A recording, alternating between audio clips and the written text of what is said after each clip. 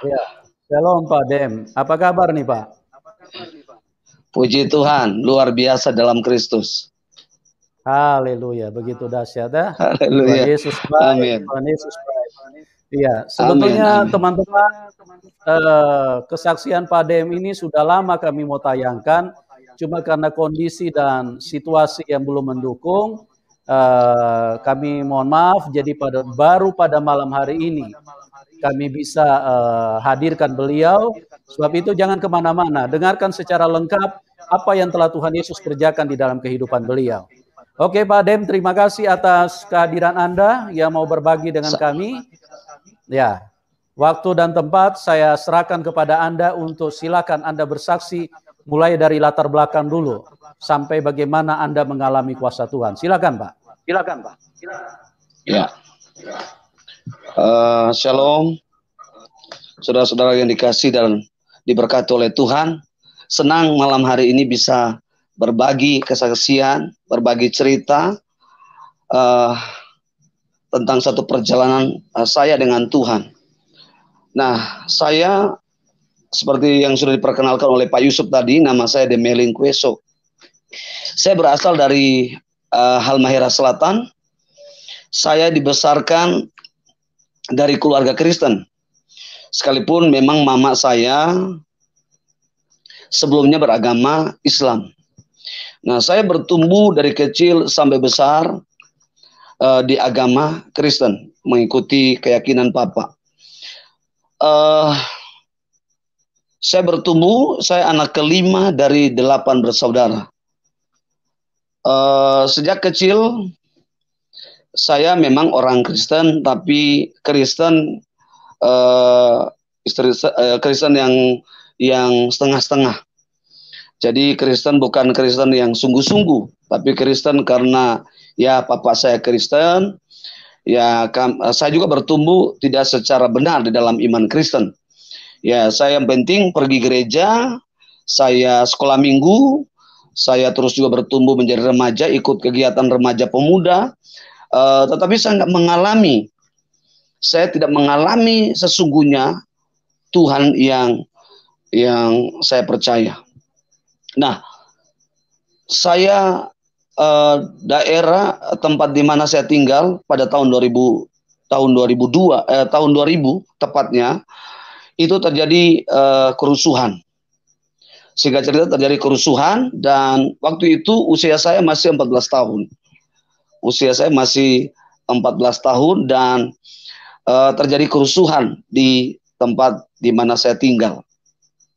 Nah, memang tahun 2000 itu menjadi final di daerah kami karena memang daerah kami adalah daerah yang mayoritas Kristen.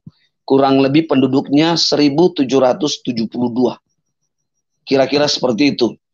Nah, desa kami ini karena desa-desa lain yang Kristen sudah diserang oleh jihad dan ada yang sudah lari, ada yang sudah bersembunyi di hutan.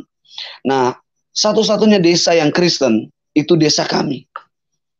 Nah, dan pada waktu itu istilah daripada mujahidin adalah desa kami ini menjadi final bagi mereka karena angka atau jumlah Kristen yang cukup banyak itu di daerah kami.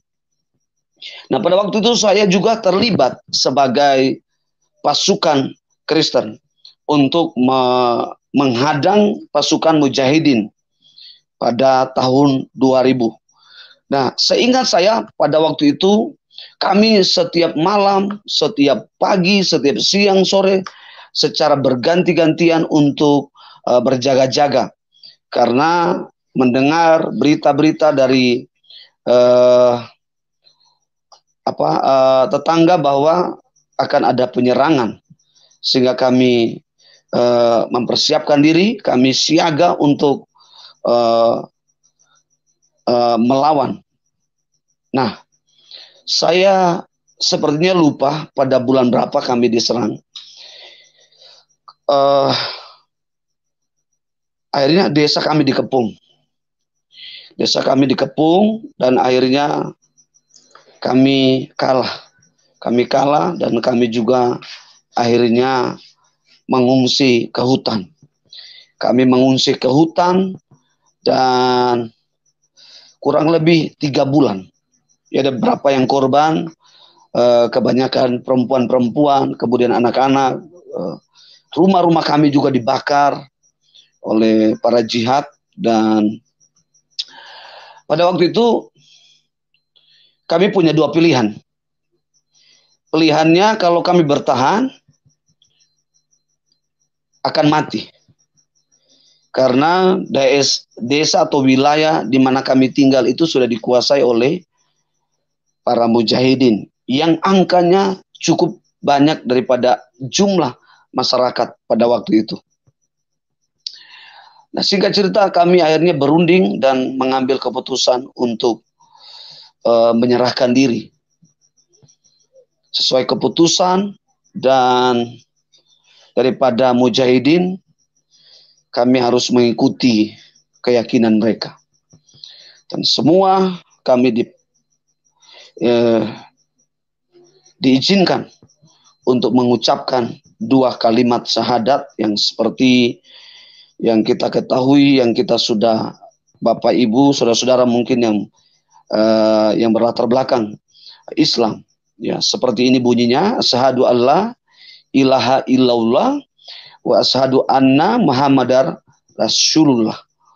Jadi, nah, semua masyarakat sudah menyerahkan diri dan memberi diri untuk menjadi mu'alaf, menjadi Islam. Yang anehnya adalah saya sendiri tidak mengambil keputusan untuk tidak mengikuti. Nah, pada waktu itu mama saya mengatakan, kalau kamu tidak ikut, salah satu dari keluarga kita tidak mengikuti permintaan mereka, maka akibat dari kamu, kerasan hati kamu, maka orang tua, saudara akan menjadi korban. Nah, saya kurang lebih hampir 1 bulan lebih dengan beberapa teman. Kita ada sekitar 4 orang. Kami itu 4 orang di hutan itu hanya bernyanyi pujian. Bernyanyi sambil menangis. Menangis sambil menangis. Bernyanyi sambil menangis. Jadi lagu yang saya ingat, yang kami nyanyikan itu adalah Yesus kawan yang sejati. Kami nyanyikan itu dengan air mata. Dan kami sambil berdoa agar ada pertolongan. Jadi waktu itu kami ada 4 orang pemuda itu berharap agar bertahannya kami itu bisa menolong masyarakat yang lain untuk keluar dari ancaman para mujahidin.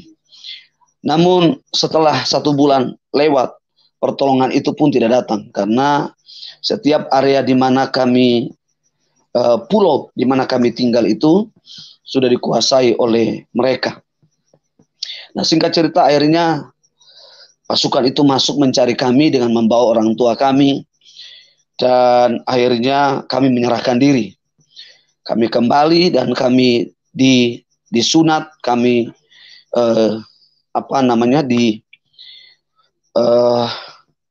disuruh mengucapkan 2 kalimat syahadat. Sesudah mengucapkan 2 kalimat syahadat dan kami disunat, kemudian kami menjadi Islam. Anehnya adalah saya yang tadinya sebetulnya tidak mau dan sangat jujur dari hati saya katakan malam ini bahwa sangat membenci karena melihat kejadian yang begitu keji, yang begitu tidak berperi kemanusiaan, karena ada orang-orang kudus yang tidak bersalah itu dibunuh. Gereja dibakar, rumah-rumah dibakar, semua dibakar. Nah, setelah saya kembali mengikuti keyakinan Islam, saya katakan bahwa ini secara terpaksa. Tetapi dalam perjalanan saya akhirnya menjadi orang yang sungguh minat dengan keyakinan Islam. Saya belajar Iqra cukup cepat dari teman-teman yang lain. Jadi Iqra 1 sampai 6, pada waktu itu saya sampai di Iqra 5. Di Iqra 5 dan akhirnya saya ada tawaran dari imam saya bahwa saya harus menempuh pendidikan di Jakarta.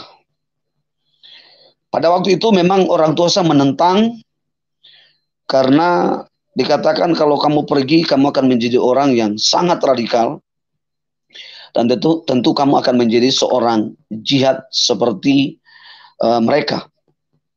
Saya tidak tahu bagaimana hati saya ini, tapi malam itu semua keluarga menghalangi saya untuk tidak pergi. Tapi ada satu gejolak dari dalam hati saya, ada satu dorongan, sekalipun itu menggetarkan tubuh saya, tapi itu harus saya pilih dan saya harus pergi. Kami berangkat subuh dan singkat cerita kami naik kapal Lambelu pada waktu itu untuk menuju ke kota Jakarta. Saya dan teman-teman kurang lebih kami 6 orang.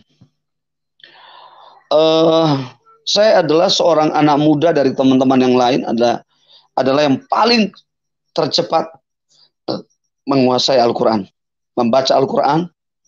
Dan waktu itu saya belajar lebih dalam. Jadi waktu itu imam saya bilang begini, kamu harus belajar menguasai minimal 7 bulan. Saya pikir-pikir begini, wah 7 bulan ini bukan hal yang mudah.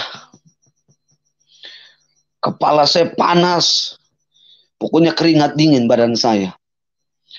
Nah, saya memang waktu itu SMP, jadi waktu di usia memang di desa kami ketinggalan pendidikan juga. Jadi saya waktu itu belum menyelesaikan pendidikan SD karena terjadi kerusuhan, jadi sempat tertunda.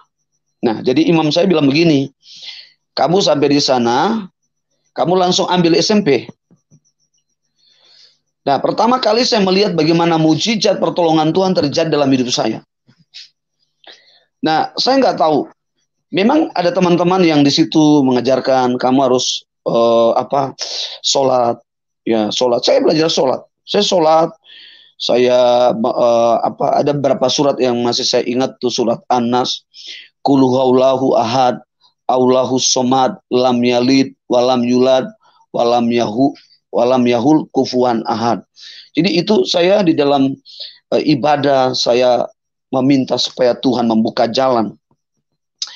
Tetapi entah kenapa malam itu mulut saya itu hanya mengucapkan Bapa kami, doa Bapa kami. Sampai bahkan saya tidur pun saya mengucapkan doa Bapa kami. Nah, ini adalah satu pergumulan yang saya hadapi pertama kali saya ada di sekolah yang baru dan ini semua berbahasa Arab. Ya, kami juga diwajibkan harus setiap hari berkata-kata bahasa Arab. Saya dulu cuma tahu bilang begini, kaifahalu, ya apa kabar? Jadi ada yang balas anabi khair, alhamdulillah. Terus saya, wah, kayaknya sulit untuk saya bisa menembus bulan ke-7 menguasai Al-Quran. Nah, di samping itu, saya juga mengalami sebuah tekanan harus memasuki pendidikan SMP. Sementara kemampuan saya masih SD. Saya belum mampu. Nah, malam itu sampai teman saya itu, kakak rohani saya katakan, kamu tadi malam ngomong apa? Kamu tidur kok kayak berdoa gitu. Kamu ngomong Bapa kami yang di surga, dikuduskanlah namamu, datanglah kerajaanmu, jadilah kehendak. Dia nggak tahu tuh kata-kata apa. Jadi dia pikir itu ngigo, pikir itu mimpi gitu. Nah, saya berdoa Tuhan mampukan. Pertama kali mujizat Tuhan itu nyata di pesantren. Itu ketika saya memasuki SMP. Nah, waktu saya nggak perlu. Jadi menurut imam saya, ustadz saya, kamu nggak perlu sekolah dari kelas 1 sampai kelas 3. Jadi kamu hanya ikut tes aja, ikut ujian. Kalau kamu mampu, kamu lolos. Saya mengikuti, jujur, bahasa Inggris saya nggak tahu. saya buka soal ABC itu saya cuma bilang begini, di dalam nama Bapa, mana yang Tuhan gerakan hati, itu yang terbaik. Dan semua itu seperti tangan saya itu diarahkan orang untuk membulatkan. Membulatkan. Dan ini mujizat pertama kali saya di pesantren. Ya. Saya besoknya, singkat cerita, nilainya dipajang di sekolah. Bapak Ibu Saudara, ini Tuhan yang ajaib. Saya mendapatkan nilai nomor 2 dari teman-teman yang lain. Saya nomor 2. Saya punya teman satu dari Bandung yang mengalahkan saya. Dan saya nomor 2. Sampai saya nggak habis mikir, otak SD bisa masuk SMP itu. Itu mujizat. Bapak Ibu, waktu saya ada di situ memang sebetulnya saya masih percaya Yesus. Tapi saya merasa kecewa. Saya merasa kecewa sama Tuhan. Kenapa Tuhan nggak menolong? Kenapa Tuhan nggak menolong? Katanya Tuhan itu penyelamat. Tuhan itu Tuhan yang baik. Tuhan itu berjanji. Kenapa Tuhan nggak menolong ketika kami dalam tekanan, kami dalam ancaman jihad? Tapi Tuhan, kenapa Tuhan nggak menolong? Saya merasa kecewa sama Tuhan. Jujur Bapak Ibu, malam ini saya perlu sampaikan, saya kecewa sama Tuhan. Di dalam perjalanan 6 bulan, saudara-saudara perlu tahu, saya dibatasi hanya 7 bulan untuk menguasai Al-Quran. 6 bulan saya menguasai. Ada satu ayat yang saya baca sampai hari ini, itu masih melekat dan itu pernah membuat ustaz saya menangis. Karena dia mengatakan, begitu merdunya suara kamu untuk membacakan Al-Quran dalam syair. Dan itu pertama kali, itu bagi saya mujizat kedua. Ya, karena ancaman bagi saya kalau saya tidak menguasai sampai di bulan ke-7. Saya menghafal pertama kali itu Al-Baqarah ayat 1 sampai 5. Jadi bunyinya begini, Alif Lam Mim, Dalikal kitabul la raiba fihi hudal lil muttaqin alladzina yu'minuna bil ghaibi wa yuqimunas sholata wa mimma razaqnahum yunfikun. Nah, waktu saya nyanyikan ini, saya membacakan dengan syair yang merdu, dengan indah. Maklum, saya orang Kristen, suara suka nyanyi, juga orang Maluku memang suara juga bagus, jadi saya menyanyikan itu dengan syair yang indah. Dan dia menangis. Saya waktu itu masih ingat dipeluk oleh Ustadz dan dia memberikan saya baju koko, peci. Jujur saya orang Muslim yang tidak suka pakai peci hitam, karena saya merasa kepala saya berat. Ya, saya lebih suka yang peci. Ya, maksudnya yang songko saya nggak suka. Yang peci itu yang ringan, yang putih saya pakai. Saya diberikan sarung sholat, kemudian ini. Nah, sejak itu, ya, yang membuat saya lupa, saya teringat. Waktu itu ada seorang imam datang ke saya, sebelum saya ke Jakarta, dia memberikan sebuah air minum. Dan dia mengatakan bahwa itu adalah air suci yang kamu harus minum. Dan saya juga dituntun untuk kedua kali mengucapkan 2 kalimat syahadat. Jadi saya bertemu dengan seorang imam yang berbeda. Ya, ini bertemu di kota Maluku Utaranya. Nah, sejak itu saya akhirnya sepertinya ada marah karena saya merasa Tuhan nggak menolong saya, Tuhan Yesus nggak menolong saya. Saya jadi benci sama orang Kristen. Disitulah saya dimanfaatkan, saya didoktrin habis, digembleng habis, sampai maaf, saya lupa semuanya. Saya bukan dibilang amnesia juga, bukan. Tapi seperti saya dari nol. Disitulah saya dipersiapkan untuk menjadi seorang mujahidin termuda di Maluku Utara. Saya sempat ikut bela diri, karateka. Saya pernah dilatih di satu wisata di Bandung, namanya Cikole. Nah, di dalam perjalanan saya ada di sekolah itu, saya belajar banyak hal. Ya, belajar tentang iman Islam. Saya tidak menghina agama Islam, tapi itu yang saya rasakan. Saya tidak punya damai sejahtera, tapi yang ada di dalam hidup saya adalah saya punya amarah. Satu waktu kakak saya menelpon saya. Nelpon, entah di mana dia menemukan nomor saya, dia menelpon ke sekolah dan akhirnya saya dipanggil dan saya ditanya, bagaimana kabar? Jadi waktu itu pikiran saya, kakak saya Muslim. Saya pikir kakak saya Muslim. Ternyata kakak saya sudah Kristen. Kakak saya sudah Kristen dan hal yang membuat marah. Saya jadi marah. Saya waktu itu akhirnya menganggap bahwa Kristen itu agama yang nggak benar. Jujur saya katakan lebih kasar bahwa agama yang najis. Makan babi. Ya kan? Kalau ke gereja seksi-seksi, gereja apa? Kok kayak pergi ke diskotik. Ya. Jadi ini saya dapatkan dari mana? Dari saya belajar. Hal yang saya ingat di dalam ajaran yang saya dapatkan adalah tentang arti berjihad. Ya. Bahwa berjihad itu mati di jalan Allah, mati di jalan jihad, menjadi seorang mujahidin. Kalau mati di jalan Allah, kita itu matinya itu badan kita wangi. Ya. Dan setiap kita itu pasti mendapatkan 72 bidadari. Ya, entah ini orang menafsirkan bahwa itu adalah 72 itu istri kita, tapi ini yang saya dapatkan bahwa 72 bidadari. Seperti ada janji. Ya. Tapi jujur selama saya 20 bulan saya menjadi mu'alaf, secara terpaksa saya tidak menemukan damai sejahtera. Swear malam ini saya katakan kepada Bapak Ibu, yang ada di dalam hidup saya adalah amarah. Ada satu rancangan yang sangat keji. Sebelum saya waktu itu ingin mengikuti jihad, pasukan untuk kita ke Palestina. Ya. Dan sempat juga kami ikut demonstrasi tahun 2001 di kedutaan Amerika.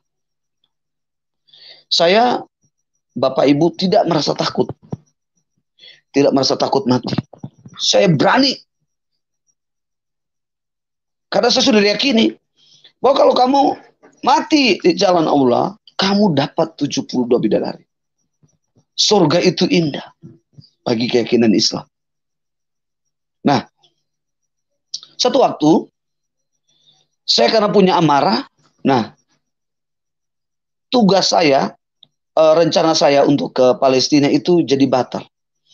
Karena ada satu orang yang sudah mengambil posisi saya dan akhirnya Ustadz saya katakan, kayaknya kamu nggak jadi pergi.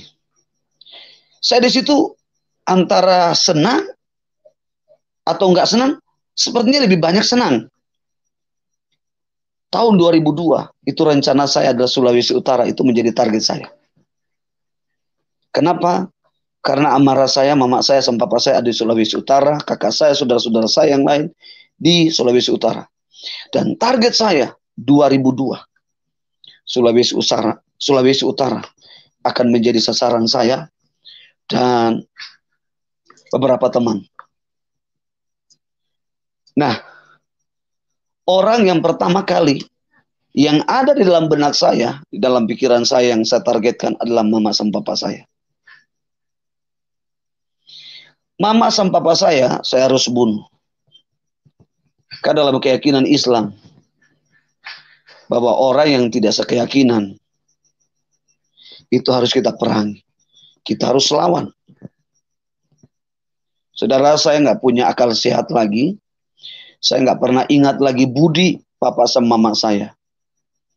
Di target saya, mama sama papa saya harus mati.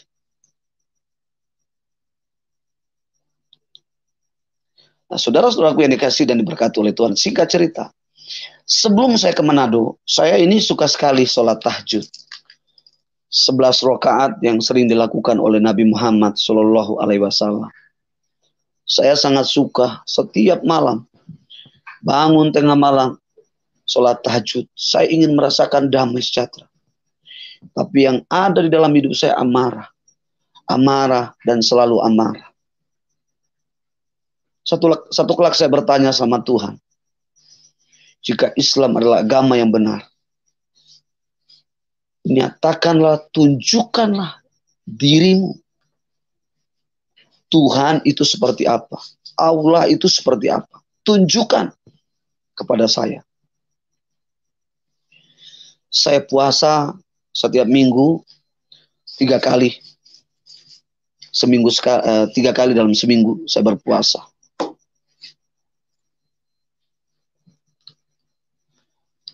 Tiga minggu saya berpuasa, 1 minggu saya berpuasa 3 kali dalam seminggu. Dan suatu waktu saya lagi sholat subuh, saudara-saudara. Doa saya adalah, Tuhan, tunjukkan bahwa jika Engkau Tuhan, tunjukkan. Nah, saya minta Tuhan orang Islam yang harus nampak kepada saya.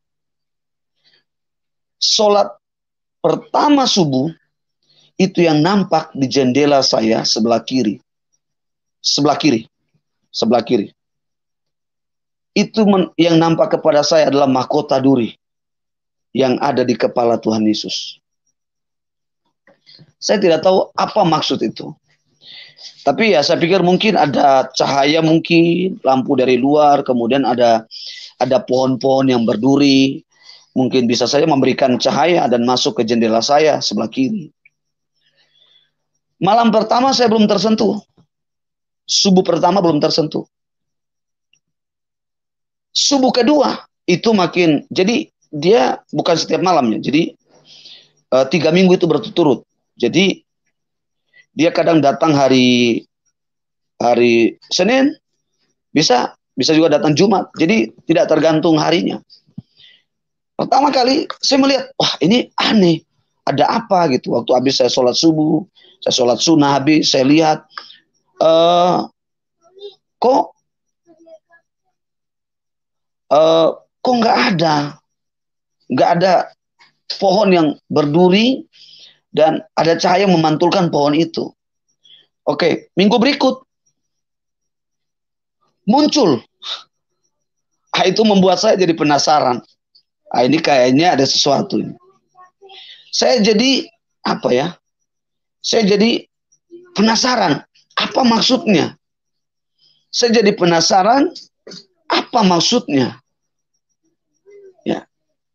Jadi minggu kedua itu menjadi pertanyaan buat saya, ada apa? Jujur Bapak Ibu, tadi seperti apa yang saya katakan bahwa saya sudah lupa semua ajaran Kristen. Karena saya begitu cepat dan itu ditargetkan dalam 7 bulan itu tidak mudah. Untuk bisa baca Al-Quran, menguasai Iqra 1-6 dan bisa membaca Al-Quran dengan syair, dengan mengikuti rokaat yang sesuai rokaatnya. Dan itu bagi saya tidak mudah. Dan dalam perjalanan saya juga mengikuti lomba MTQ Al-Quran, juga pernah sempat juara. Ya. Nah, lanjut di dalam penglihatan. Nah, malam ketiga atau subuh ketiga, minggu ketiga, itu bukan hanya duri, mahkota duri yang ada di kepala Tuhan Yesus yang kelihatan. Ya. Tapi saya melihat pribadi itu datang dan memeluk saya dari belakang. Saya merasakan malam itu, pagi itu, begitu hangat, begitu adem dan mulianya tempat itu. Tempat di mana saya sholat itu. Dan Bapak Ibu saya menangis dengan menjerit. Saya nggak tahu masalah saya apa. Saya nangis, saya jadi-jadinya nangis. Sudah. Saya nggak bisa teriak. Kalau saya teriak, Ustadz saya datang. Dan dia akan bertanya.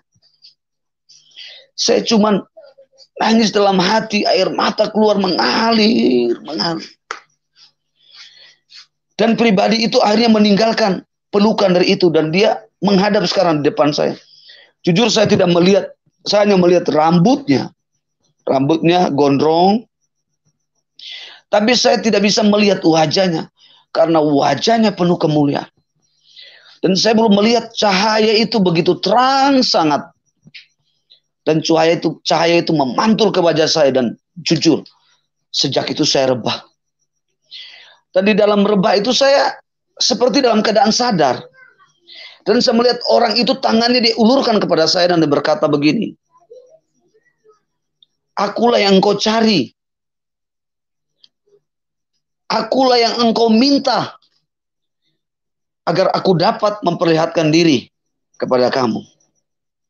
Dan saya ingat perkataannya itu waktu itu dikatakan begini, akulah sirotol mustaqim.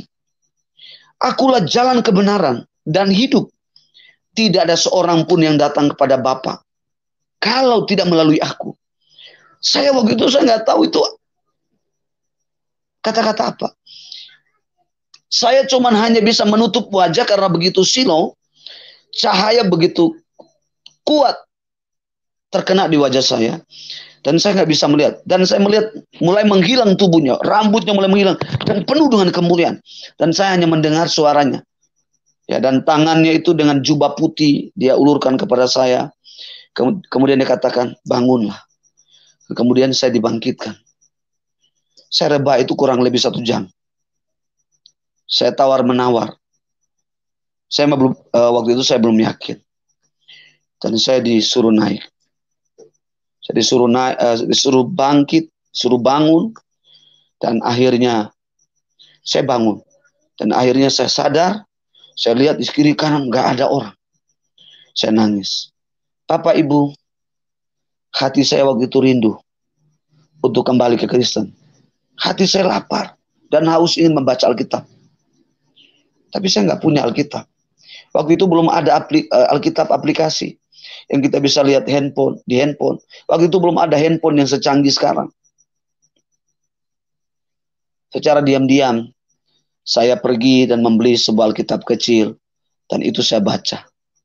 Satu waktu Alkitab itu diketahui, sekalipun saya sudah merahasiakan, menyembunyikan, tapi Ustadz saya mengetahui dan yang mengatakan bahwa saya melihat kamu tidak seperti Demeling yang dulu yang begitu rindu sholat, rindu baca Al-Quran. Tapi sekarang saya melihat kamu sudah jauh, kamu jauh daripada yang dulu. Dan akhirnya saya pergi sekolah, dia coba menyelidiki kamar saya dan menemukan Alkitab. Nah, saya dalam pergumulan saya berdoa supaya Tuhan bisa memberikan jalan keluar.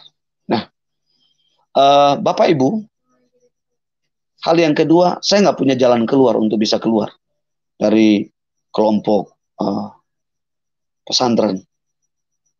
Karena setelah Ustadz saya mengetahui dan penjagaan itu diperketat.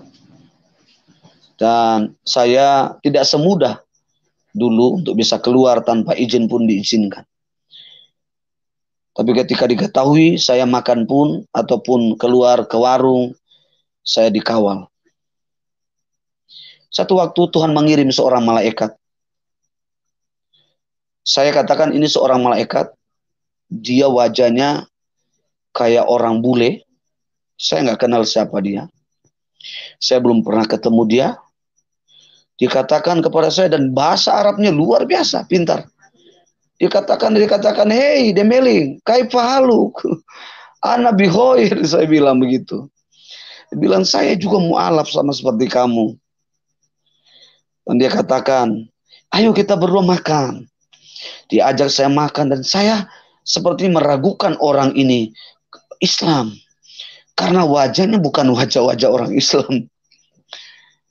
Saya dijumpai orang itu. Dan dia katakan, satu kelak kamu akan mengetahui kebenaran. Hati saya terpukul waktu mendengar perkataan itu.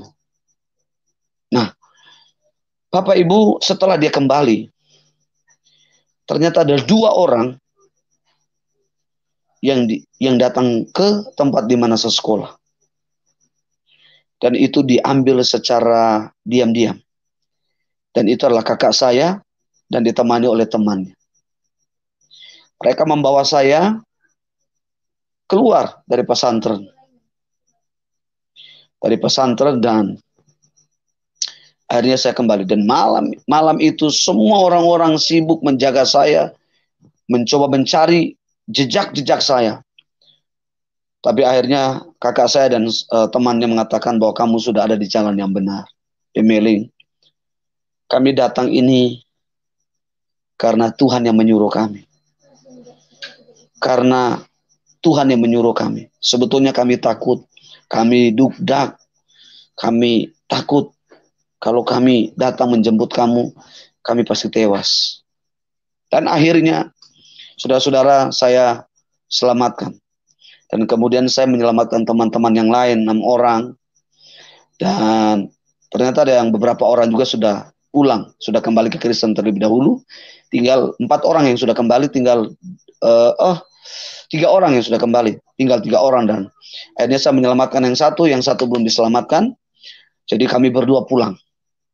Kami berdua, waktu itu kami masih di Jakarta. Dan saya belajar Kristen, belajar. Nah, jujur waktu saya dijemput itu memang secara tiba-tiba, dan saya masih apa ya, setengah. Jadi masih percaya antara Islam juga percaya Kristen. Nah, ternyata saya disediakan satu tempat yang cukup besar, yang punya AC, fasilitas yang luar biasa. Dan di situ dengan teman saya yang satu kami tidur. Nah, saya ini setiap malam seperti ada orang bangunkan, bangun. Nah, saya memang kebetulan tahu main gitar. Ya, gitar cuman hanya nada dasar. Tidak terlalu mahir. Saya mengambil gitar itu. Lalu saya melodi, tapi mulut saya bergerak. Jadi waktu jam 1 malam itu mulut saya bergerak menyanyi. Lagu-lagu swear. Bapak Ibu, jujur saya katakan, lagu Kristen saya sudah lupa. Malam itu, wow, luar biasa. Hati saya dilembutkan. Lagu yang keluar yang pertama kali waktu di kampung, di desa kami, waktu saya pertahankan untuk tidak ikut Islam. Itu keluar dari mulut saya menyanyi. Lagu, saya mau ikut Yesus meskipun saya susah, menderita dalam dunia. Saya mau ikut Yesus sampai selama-lamanya. Dan lagu yang berikut saya nyanyikan juga, Yesus kawan yang sejati bagi kita yang lemah, dan seterusnya. Saya nyanyikan juga lagu-lagu yang lain. Mengikuti Yesus keputusanku, ku tak gentar. Saya nyanyikan. Dan malam itu saya mainkan gitar dengan melodi, saya sudah tahu dipitikan nada apa. Yang saya cuma rasakan malam itu, hangatnya tempat itu. Dan saya nggak tahu, ini kakak saya dan teman saya yang satu ini tidur pulas. Dan saya malam itu saya merasakan pribadi yang sama. Di tempat dulu saya sholat. Itu bergulat dengan saya dan memeluk saya. Dan dia menjamah kekerasan hati saya. Saya menangis semalam itu. Saya menangis.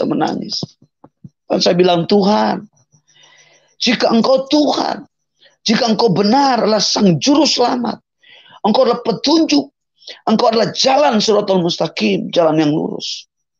Permintaan saya ini Engkau harus kabulkan. Waktu itu saya diberi Alkitab oleh kakak saya, Alkitab yang belum ada covernya, masih biasa seperti buku. Saya taruh depan saya. Saya bilang, Tuhan, kalau di Islam, saya bilang begini, di Islam kalau kami sebelum membaca surat, itu selalu mendahului surat Al-Fatihah. Bapak, Ibu, saudara-saudara, jujur saya bilang malam ini. Saya bilang ini dengan meneteskan air mata kepada saudara-saudara, murtadin, mu'alaf, yang dari Islam ke Kristen. Malam itu Alkitab saya itu seperti ada orang membuka. Itu ada sebuah angin kencang yang meniup itu sehingga Alkitab saya terbuka dengan secara otomatis. Pertama kali yang dibuka itu Yohanes 14 ayat 6. Aku berkata kepadamu, sesungguhnya akulah jalan kebenaran dan hidup. Tidak ada seorang pun yang datang kepada Bapa kalau tidak melalui aku. Lalu saya bertanya, apa maksudnya? Dikatakan itu adalah isi daripada surat Al-Fatihah. Dan memang di dalam surat Al-Fatihah itu dikatakan begini. Ihdinas siratal mustaqim, siratal ladzina an'amta 'alaihim, ghairil maghdubi 'alaihim waladdallin. Dan kemudian dia dibuka lagi. Matius pasal 9 tentang doa Bapa kami. Dan dia katakan itulah isi daripada Al-Fatihah di dalam Kristen. Wah, saya bilang, jadi waktu itu permintaan saya 3, Bapak Ibu. Jadi pertama saya harus minta, kalau benar Kristen adalah agama yang benar, Tuhan yang sesungguhnya, berikan saya kepastian, meyakinkan saya. Dan akhirnya ayat itu Alkitab itu saya stabilo, saya buat warna, dan saya baca sampai saya hafal. Dan yang kedua, saya katakan, Tuhan, jika Engkau Tuhan, tunjukkan kepada saya, di manakah ayat di dalam Alkitab Kristen 2 kalimat syahadat. Kalau di Islam, kalau kamu masuk, kamu hanya mengucapkan 2 kalimat syahadat, kamu sudah sah jadi Islam. Asyhadu alla ilaha illallah wa asyhadu anna Muhammadar Rasulullah. Sah kamu jadi Islam.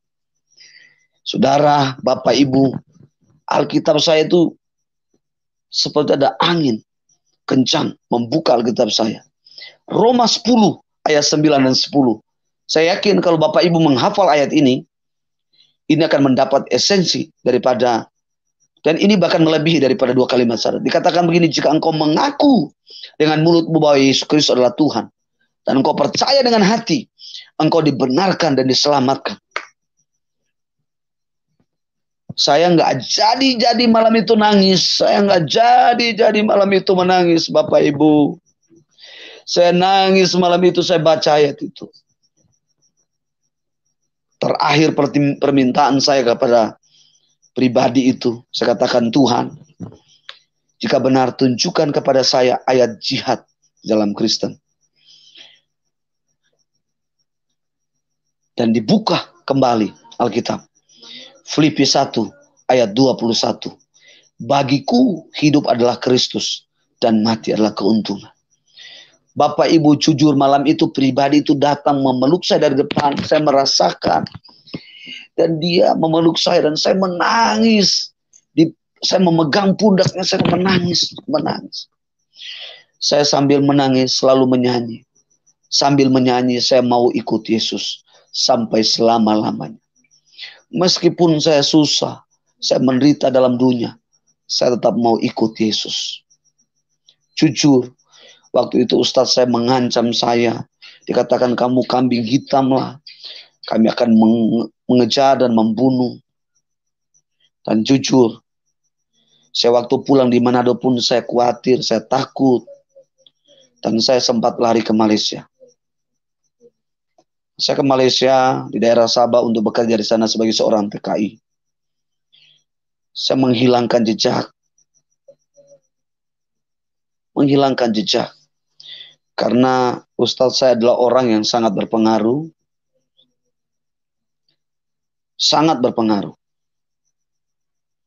Dan saya takut jangan sampai saya ditangkap dan saya akan disiksa. Dan waktu itu saya ingat sekali sebelum saya ke Malaysia saya lari. Saya puasa 1 minggu tanpa makan minum. Dan pertama kali saya mengalami kepenuhan roh. Sampai saya minta makan pun bahasa roh. Jadi mama saya memutuskan, kalau begitu kamu minta atau kamu panggil apa, kamu harus tulis di dalam sebuah buku kertas. Supaya kamu mengerti apa maksud kamu. Bapak Ibu yang dikasihi dan diberkati oleh Tuhan. Saya tidak pernah diajarkan berbahasa roh secara pribadi. Tapi pertama kali mulut saya berkata-kata dengan bahasa roh, saya kepenuhan. Dan di situ saya mendapatkan akses melalui saudara saya. Saya ke Malaysia. Saya bekerja kurang lebih di sana 1 tahun lebih. Kemudian saya kembali. Tapi sebelum saya ke Malaysia juga, saya ingat saya bertumbuh di Abalov, dan waktu itu ada satu orang hamba Tuhan yang terkenal, yang saat ini terkenal, Pak Niko Newton Harjo. sempat meneguhkan hati saya dengan satu ayat firman Tuhan begini. Waktu itu saya ingat, dia ketemu saya di Nam Center. Saya ingat waktu itu. Karena saya juga belum kenal dia. Siapa? Nanti setelah dia terkenal ini, dia dipakai Tuhan, punya karunia luar biasa, baru saya tahu, oh orang ini. Dan dia mengatakan begini, Demeling, kamu ingat di dalam Alkitab ada seorang nabi yang dipakai Tuhan, namanya Yakub. Yakub punya pergumulan yang sungguh luar biasa, dikejar-kejar oleh kakaknya. Mau dibunuh. Karena hak kesulungannya diberikan oleh papanya. Karena dia menyamar menjadi Esau. Ya, jadi dia katakan begini. Ketika dalam pergumulannya Tuhan meyakinkan dia, membukakan mata rohaninya dan dia melihat ada sebuah tangga yang dibangun oleh Tuhan dari bumi ke sorga. Dan dia melihat malaikat itu naik turun. Saudara-saudaraku yang dikasihi dan diberkati oleh Tuhan. Dan dia membuka firman Tuhan di dalam Matius 28 ayat 20 dikatakan, ketahuilah aku menyertai engkau sampai kesudahan akhir zaman. Jadi dia katakan begini, Demeling, kalau kamu dipanggil Tuhan, pasti Tuhan yang membela kamu. Tuhan akan menutupi mata orang-orang yang berlaku jahat kepada kamu. Dan mereka tidak akan mengenal kamu lagi. 1 tahun setelah saya kembali ke Malaysia, waktu saya ke Surabaya, dari Surabaya ke Jakarta, saya ketemu dengan teman saya dulu.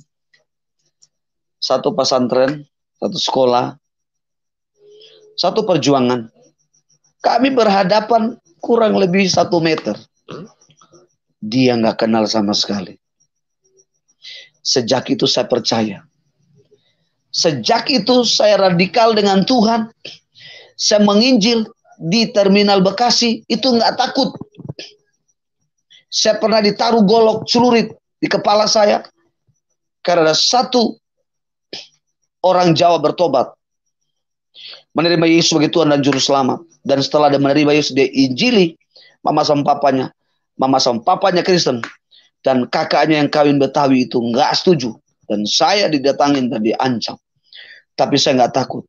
Karena saya tahu bahwa jihad di dalam Kristen, seperti yang Tuhan sudah tunjukkan, bukan membunuh orang, tetapi hidup dalam kebenaran, dan mati karena oleh kebenaran.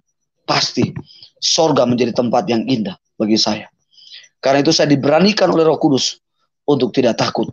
Saya maju, menginjili. Ada berapa orang Islam yang bertobat. Sampai hari ini saya tidak tahu mereka sudah di mana. Karena bagi saya tidak punya buku yang bisa mencatat berapa jiwa yang saya menangkan. Tapi sorga punya buku yang abadi, yang mencatat ada berapa jiwa yang saya menangkan. Dan waktu itu, akhirnya saya masuk sekolah Alkitab. Setelah saya masuk SPK, Pria Sejati, saya belajar pemulihan hati Bapa, pelepasan. Teman-teman bilang, waduh berapa jin yang keluar dari tubuh kamu, manifestasinya, pokoknya memberontaklah. Saya nggak tahu. Dan mereka bilang jin yang kamu jin lah apa. Saya nggak tahu, karena setelah saya sadar baru saya sudah lega, pelepasan, dan saya akhirnya memutuskan sekolah di sekolah misi pertama kali di di PMT Muria di Bogor, ya, di bawah pimpinan Pendeta Rahmat Manulang. Saya sekolah di sana 1 tahun 7 bulan dan saya juga memenangkan banyak kaum Kedar Nebayot di sana. Ya, bahkan pernah kami juga diancam dan lain sebagainya, dan mereka terima Yesus sebagai Tuhan dan Juru Selamat. Dan di situ semakin giat saya, lapar dan haus akan kebenaran. Saya keluar dari situ, saya belajar lagi Alkitab. Saya dimasukkan lagi sekolah di Gereja Perjanjian Baru. Saya masuk di Palembang. Di sana saya ketemu orang Buddha, Konghucu. Saya injili, saya doain patung-patungnya, sembahan mereka. Dan akhirnya saya diusir oleh pendetanya. Katanya, gara-gara saya jamaah terus mereka punya tempat ibadah, ya, kayak merasa terganggu. Ya, tapi saya sudah meyakini bahwa pijakan saya menghadirkan Tuhan. Dan Tuhan hadir menjamah menguduskan tempat itu. 7 bulan saya dikirim ke daerah Nusa Tenggara Barat, Bima. Di sana satu orang Kristen bertobat, terima Yesus sebagai Tuhan Juru Selamat. Besoknya dia datang, dia pakai salib. Salib rumah, cukup besar. Waduh, saya diancam mamanya, dipanggil dukun, saya diserang. Tapi Tuhan punya pembelaan. Saya percaya. Roma 8 ayat 37 dikatakan bahwa Kristus yang mati akan menjadi pembela. Dan saya dibela oleh seorang yang bukan beragama Kristen. Dia seorang polisi dari Bali. Namanya Bapak Sudi. Dan dia membela saya. Kemudian yang kedua ada seorang ibu guru bahasa Inggris. Dia membela saya. Dua agama ini membela saya. Satu guru bahasa Inggris, satu polisi. Dan akhirnya wanita ini sempat jatuh cinta sama saya. Wah, saya bilang kalau saya jatuh cinta, bisa saya kembali lagi ke agama yang dahulu. Keyakinan yang dahulu. Dan pada akhirnya saya hanya mengikuti saja keyakinan dia, saya hanya mengikuti maunya dia maksudnya. Dan akhirnya lewat satu orang Islam ini, akhirnya saya beri nama dia Ricardo. Ricardo ini menginjili papanya. Sebelum saya pulang selama 3 bulan di sana, papanya bertobat. Mamanya bertobat. Dukun bertobat. Saya dengar kabar setelah saya sudah di Bandung, bertobat. Dan setelah itu saya rindu untuk kembali sekolah Alkitab. Kemudian saya sekolah Alkitab di Bekasi. Saya nggak punya donatur. Tapi Tuhan mengutus seorang bapak muda yang belum nikah waktu itu. Dia seorang jemaat Abalov. Dia pengusaha sablon baju. Ya, tapi dia melihat karena kerinduan saya. Kemudian dia menyekolahkan saya. Sampai saya menyelesaikan sekolah di ST Keruso, Indonesia, Bekasi. Dan di sana saya selesaikan S1 tahun 2009 saya selesai. Dan saya akhirnya kembali ke Sulawesi Utara. Saya kembali ke Sulawesi Utara karena satu nubuatan yang satu penglihatan yang mendorong saya bahwa Tuhan memanggil saya di Sulawesi. Sekalipun Sulawesi memang mayoritas Kristen, tapi saya melihat pada waktu itu ajaran setan sedang menyebar di Sulawesi tahun 2007 dan saya berdoa 2009 akhir saya kembali ke Sulawesi Utara, ketemu mama sama papa, saya peluk, saya cium, kami nangis-nangisan, kangen, rindu, sudah lama nggak ketemu. Sekalipun waktu itu saya sudah bebas dari tawanan itu, saya kembali ketemu mama, tapi kami setelah saya kembali dari sekolah Alkitab, kami ketemu, kangen, wah rindu luar biasa. Dan sejak itu saya dipercayakan untuk menjadi pelayan pembantu di om saya di Sulawesi Utara di Gereja Sidang Jemaat Allah, menjadi wakil gembala. Dan di sana kemudian saya akhirnya menemukan seorang calon hidup yang bersuku Sulawesi Utara. Saya waktu itu saya pikir begini, orang hitam begini, brewokan begini, laku nggak gitu di Sulawesi Utara. Saya hitam, kalau ini kan sudah putih karena masa pandemi di dalam rumah jadi putih. Ya, jadi saya akhirnya menikah. Saya menikah dengan istri saya tahun 2011 pada tanggal 28 Februari 2011. Dan sesudah itu kami dikaruniai 2 orang anak putra dan putri. Yang pertama saya beri namanya Israel Dave Elbet Kueso, yang artinya anak pemenang dan pemuji dalam rumah Tuhan. Dan anak yang kedua yang lahir pada tahun 2015, saya beri namanya Valeri Karisa Bineta, yang artinya anggun kuat dan diberkati Tuhan. Ya, Bapak Ibu saudara-saudara yang dikasih oleh Tuhan, setelah saya menikah, saya melayani masih di om saya. Kemudian tahun 2014 saya mengalami sakit penyakit yang sudah berujung pada kematian. Saya nggak tahu penyakit apa itu, perut saya sudah bengkak, saya sudah bisa berjalan, tapi lucunya saya masih bisa bekerja. Tapi kalau saya sudah pulang di rumah, saya dihantui roh ketakutan dan lain sebagainya. Dan kemudian saya bergumul dengan Tuhan kembali. Dan akhirnya saya memutuskan diri untuk membangun sebuah pelayanan. Doa di rumah saya, nama doa adalah Savior Ministry. Sesuai yang Tuhan perlihatkan di dalam mimpi saya, yaitu Roma 10 ayat 14 dan 15. Bagaimana mereka bisa percaya kalau tidak ada yang diutus? Bagaimana mereka bisa mendengarkan Injil kalau tidak ada yang memberitakan? Jadi dikatakan betapa indahnya kedatangan orang yang membawa kabar baik. Nah, disitulah saya sangat bodoh sebetulnya bahasa Inggris. Saya nggak tahu bahasa Inggris. Saya pergi ke Gramedia, cerita arti daripada Savior. Dan ternyata saya tahu bahwa Savior itu penyelamat. Jadi pelayanan ini Tuhan taruh, dan saya akhirnya 2016 memutuskan diri untuk ditabiskan oleh satu sinode, yaitu Sinode Jemaat Kristen Indonesia. Dan saat ini saya sudah 4 tahun mengembalakan di kota Manado, di daerah pinggiran kota Manado, di dekat pantai yang banyak ikannya. Kami melayani sampai hari ini.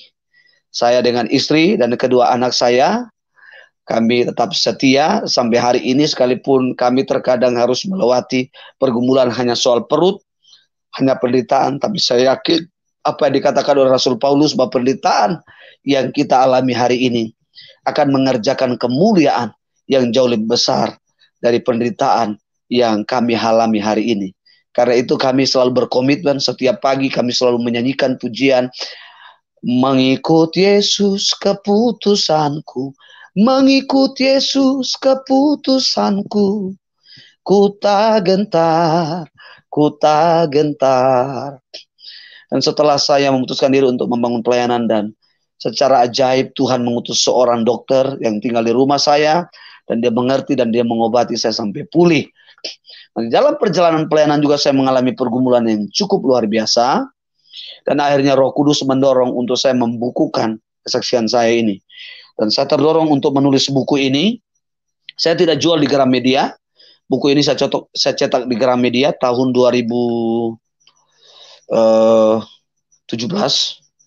Ya, tahun 2017 saya cetak, dan saya tidak jual di Gramedia. Saya hanya menjual untuk kalangan sendiri dengan judul Memanggil Tuhan yang jauh tapi dekat. Jadi dulu saya memanggil Tuhan yang cukup rasanya jauh, tapi sekarang saya mendekat, seperti apa yang dikatakan Rasul Paulus kepada jemaat di Efesus, bahwa kamu yang jauh akan mendekat. Ya, nah, ini buku ini, jika saudara rindu diberkati dan memberkati pelayanan kami lewat tulisan kesaksian saya buku ini, ya saudara bisa menghubungi YouTube saya, akun YouTube saya, ya, Demeling Kueso. Atau saudara juga bisa berteman dengan saya di Facebook, ya. Atau saudara juga bisa langsung menghubungi Pastor Yusuf. Ya, saya ingin buku ini menjadi berkat bagi banyak orang. Saya menjual ini dengan harga 50.000.